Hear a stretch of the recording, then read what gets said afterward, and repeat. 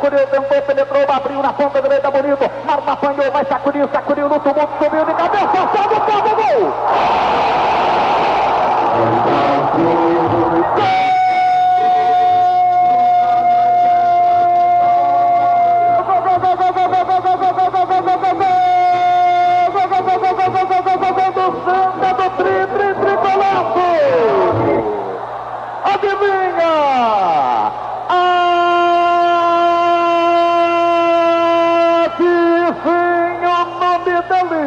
É do Carmo, camisa número 5 do jeito que eu gosto. Aos 5 minutos, aumenta aqui para delírio na massa tricolor do estádio José do Rego Maciel. 2 Frank no 30. Era para o Palmeiras, é pouco, Martinelli. Bate, coração tricolor. No 7 de setembro, esse gol foi uma parada. Uma pela direita, entortou. Foi para um lado, para o outro, no cruzamento.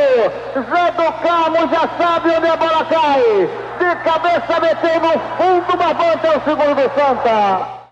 José do Carmo Silva Filho, 61 anos. E eu vou passar um pouco do currículo dele para vocês. Tetracampeão com a camisa do Santa Cruz em 83, 86, 93, 95. Campeão brasileiro pelo Vasco em 89. Campeão carioca em 88 e 92, jogou pela seleção brasileira, 21 anos como jogador, 14 atuando pelo Santa, também jogou no CRB, Ituano, Acadêmica de Coimbra de Portugal. Zé do Carmo é o nosso primeiro convidado, é com muita honra e felicidade que eu trago ele aqui, onde nós vamos fazer algumas perguntas para ele, tirar dúvidas, fazer uma resenha. E a primeira pergunta, Zé, qual é o título mais importante da sua carreira? O mais importante da minha carreira, Matheus, foi o Tri-Super Campeonato, que foi ali onde tudo começou, o meu primeiro título jogando como volante, por isso que ele é o mais importante. O Tri-Super Campeonato é o título mais importante da sua carreira e é um dos títulos mais importantes da história do Santa Cruz, na verdade.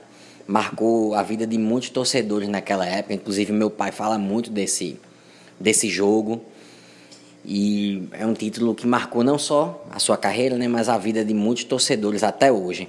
E eu vou emendando aqui a segunda pergunta, querendo saber qual é o gol mais importante da sua carreira. O mais importante da minha carreira foi um gol de calcanhar que eu fiz contra o Atlético Goianiense, onde nós perdíamos por 3-0 no primeiro tempo, voltamos para o segundo tempo e teve uma falta lateral onde eu fiz um gol de calcanhar, inclusive esse gol foi tido como o gol do Fantástico, então o gol mais importante da minha carreira, até porque eu nunca fiz gol em decisão. O gol de calcanhar contra o Atlético Goianiense foi muito bonito, eu tive a oportunidade de assistir esse gol pelo YouTube, não era nascido na época. Eu vou tentar botar esse gol aqui, o trecho do gol, enquanto a gente faz a entrevista para quem estiver acompanhando ver o gol. Realmente foi um gol muito bonito, se eu não me engano o Santa Cruz vinha de uma vitória contra o Grêmio lá dentro do Rio Grande do Sul, e depois houve esse jogo com o Atlético Goianiense. Santa Cruz infelizmente não ganhou, mas o jogo ficou marcado pelo seu belíssimo gol. Zé, qual o seu melhor e o seu pior jogo na sua carreira? O melhor jogo e o pior jogo da sua carreira? Meu pior jogo de carreira foi uma desclassificação contra o Central de Caruaru em 1995, onde nós tínhamos um time muito organizado, difícil de tomar gol, e tomamos 2 gols do Central e só fizemos um, onde a gente foi desclassificado do Campeonato Brasileiro, onde iríamos para o quadrangular decidir uma subida de divisão. Então, para mim foi o pior jogo que eu fiz. E o melhor jogo que eu fiz, um jogo inesquecível, por incrível que pareça, não foi nenhuma decisão. Foi um jogo que eu apostei 40 cestas básicas. Rapaz, tudo deu certo para mim. Eu fiz um jogo sensacional. Sensacional. Isso falando de Santa Cruz. Porque no Vasco eu fiz muitas boas partidas. Muito boas partidas, não tenha dúvida nenhuma. E um jogo memorável que eu fiz foi a decisão do Campeonato Brasileiro de 1989, onde eu me empenhei bastante, porque eu tinha um sonho de ser campeão brasileiro e isso aconteceu. Então também foi um dos bons jogos que eu fiz. A questão do jogo do Central, a gente vê a situação do Central hoje em dia, mas o Central, em épocas anteriores, era um clube que dentro e fora do estado dava muito trabalho também para os rivais. E a questão do campeão brasileiro, o Zé é ídolo do Santa Cruz, mas ele também é ídolo do Vasco. Então, título brasileiro não é para qualquer um, principalmente naquela época, onde o futebol brasileiro era muito disputado. Zé, como foi o seu início de carreira? A pergunta é do Valdemir, que também faz parte do nosso podcast. Ele quer saber como foi o seu início de carreira. Valdemir, meus primeiros jogos de carreira foi o seguinte. O início de carreira foi sempre muito sofrido, né? Eu jogava na meia e tinha oportunidade, que fazia bons treinamentos com um profissional. E quando chegava para jogar na meia, entendeu? Eu levava uma carga de responsabilidade maior do que passavam para mim. E isso eu ficava muito nervoso e eu não rendia o suficiente. Então, o início de carreira foi doloroso, mas os treinadores confiavam em mim, me levavam porque eu fazia bons treinos. E quando eu entrava no segundo tempo, por incrível que pareça, era melhor do que quando eu entrava como titular, que eu também tinha oportunidades. Então, início de carreira foi dessa forma. O início de carreira, geralmente, do jogador jovem, ele é complicado, é difícil para se adaptar, né, na posição. Às vezes o treinador coloca fora de posição. Às vezes o jogador descobre que joga bem em uma posição na qual ele não jogava na base, mas isso faz parte. E você encontrou sua posição de volante, onde jogou a carreira toda e foi muito bem, né? Zé, como foi sua passagem como treinador no Santa Cruz e por que você não seguiu nessa carreira de treinador? A gente lembra que você treinou o time do Santa por um curto período e depois você sumiu dessa área de treinador. Eu queria saber por que você não deu seguimento e como foi treinar o Santa Cruz naquela época. Minha passagem de treinador do Santa Cruz foi o pior momento eu como treinador, porque eu cheguei no Santa Cruz sem estrutura nenhuma. Para você ter uma ideia, Ricardo Rocha era o gerente de futebol e tudo se resolvia no telefone de Ricardo, que não tinha nem telefone para contactar. Então a gente não teve um tempo hábil para fazer um bom trabalho, porque era atraso de salários, não é? Uma condição muito ruim para você levar o elenco à frente, mas mesmo assim a gente fez alguns jogos. A experiência foi interessante, entendeu? Mas sem a estrutura necessária você não chega a lugar nenhum. Tive minha parcela de culpa, não tenho dúvida nenhuma, mas sem estrutura é complicado.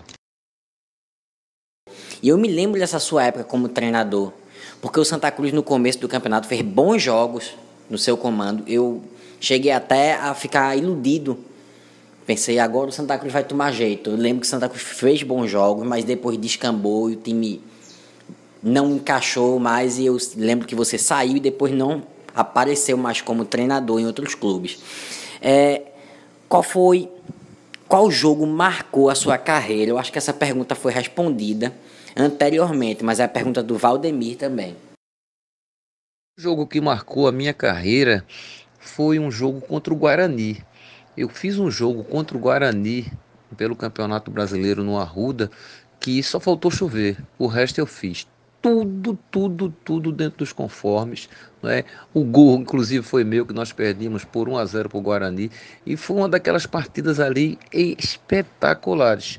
Driblava, tudo que eu fazia dava certo. E isso realmente foi um jogo memorável contra o Guarani, ao ponto de os jogadores me cumprimentarem no final e eu ter sido eleito o melhor jogador em campo nesse dia. Então foi esse jogo memorável contra o Guarani em 1987. Aqui é uma pergunta do Hamilton, também integrante do nosso podcast. Ele quer saber sobre a atual situação do Santa Cruz. Na sua opinião, qual seria a saída para o Santa Cruz nesse momento? Hamilton, a situação do Santa Cruz eu só vejo de uma forma: a SAF entrar. Porque Bahia está errado, Vasco está errado, Cruzeiro está errado, Botafogo está errado, Red Bull, Bragantino está errado. Qual o outro time que também e ficou na mesma situação e se organizou? Quer dizer, as equipes que se organizaram no SAF são equipes que pagaram, não é aquilo que se devia, e se reorganizaram. Qual o problema? Não, porque pode acontecer isso, pior do que já aconteceu, pior do que você está passando de série, em vez de você ir encostando na A, você vai se afastando. Então a SAF tem que entrar imediatamente para que o Santa Cruz consiga pelo menos respirar, que vai fazer times competitivos, e quem colocou dinheiro lá, se tem um prazo de 10 anos, tira em 5, pode ter certeza. Sua opinião, tenho certeza que é a opinião de mais de 90% da torcida. Eu também acho que o Santa Cruz não tem outra solução no momento, a não ser a SAF. E eu queria saber aqui qual foi o melhor time que você jogou e o melhor jogador que você atuou junto. O melhor time que eu joguei, não tenha dúvida nenhuma, que foi o Vasco de 1989.